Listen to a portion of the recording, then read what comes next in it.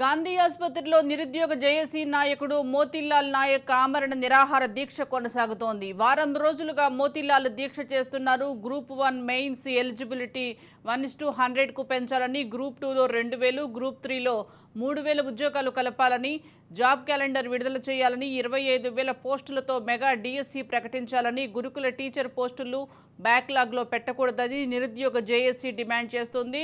నిరుద్యోగులకు 4,000 భృతి, 7 నెలల బకాయిలు ఇవ్వాలనే డిమాండ్ల సాధనకై మోతీలాల్ ఆమరణ నిరాహార దీక్ష చేస్తున్నారు.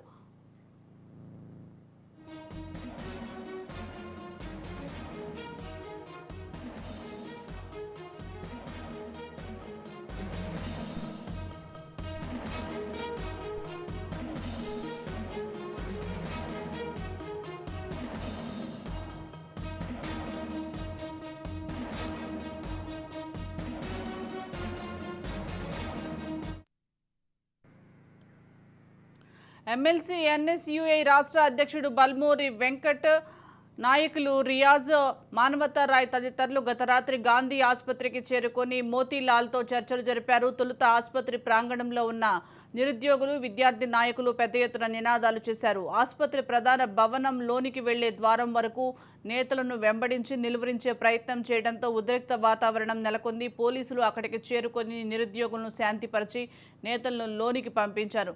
లోపలికి వెళ్లిన నేతలు 2 గంటల పాటు అతడితో డిమాండ్లపై చర్చించారు. సీఎం రేవంత్ రెడ్డితో మాట్లాడతామని, దీక్ష విరమించాలని కోరారు.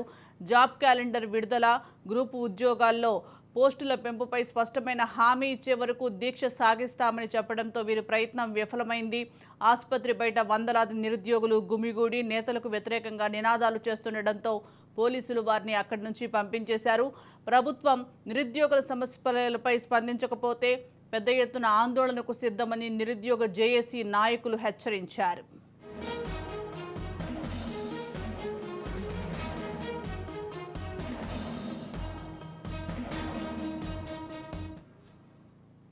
దీనికి సంబంధించి మోర్ అప్డేట్స్ మా ప్రతినిధి మహేందర్ అందిస్తారు. మహేందర్.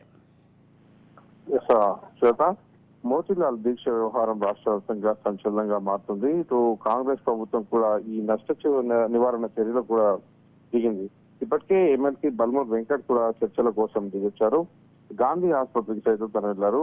ఇప్పుడు నిరుద్యోగుల సమస్యల పరిష్కారం కోసం నిరాహార దీక్ష చేస్తున్న మోతీలాల్ నాయక్ వ్యవహారంలో కాంగ్రెస్ పార్టీ అయితే మొత్తానికి బుజ్జగింపులు పని చేయలేదని చెప్పొచ్చు.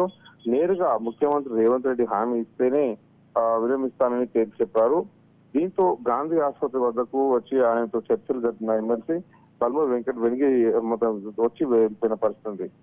గ్రూప్ 1 ఒక పోస్ట్ కు 1000 మందిని, దాదాపు 100 మందిని మెయిన్స్ పరీక్ష కోసం ఎంపిక చేయాలని తెలంగాణలో నిరుద్యోగులు డిమాండ్ చేస్తున్నారు. గ్రూప్ 2, గ్రూప్ 3 పోస్టుల సంఖ్య కూడా పెంచాలని నిరుద్యోగుల తరఫున మోదీ నాయక్ అనే వ్యక్తి నిరాహార దీక్ష మొదలు పెట్టారు. మరి కాంగ్రెస్ పార్టీ ఇచ్చినట్టు 2 లక్షల ఉద్యోగాలకు భర్తీ ప్రక్రియ మొదలు పెట్టాలని కూడా మోతీలాల్ అయితే కోరుతున్నాడు.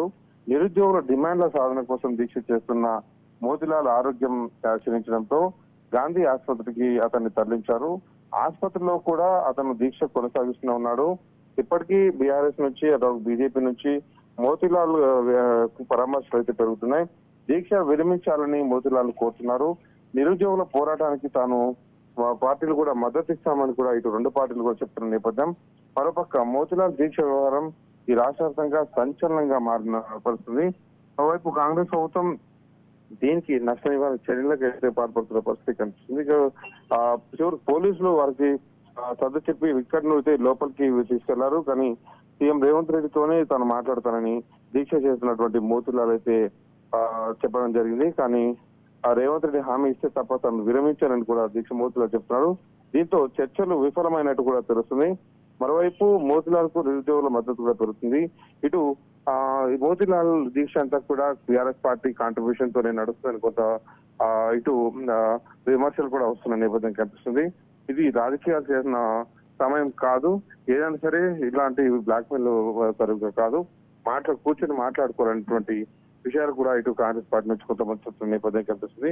మొత్తానికి యువకులు పెద్ద సంఖ్యలో గాంధీ ఆసుపత్రికి అయితే చేరుకుంటున్నారు. Right, thank you Mahender.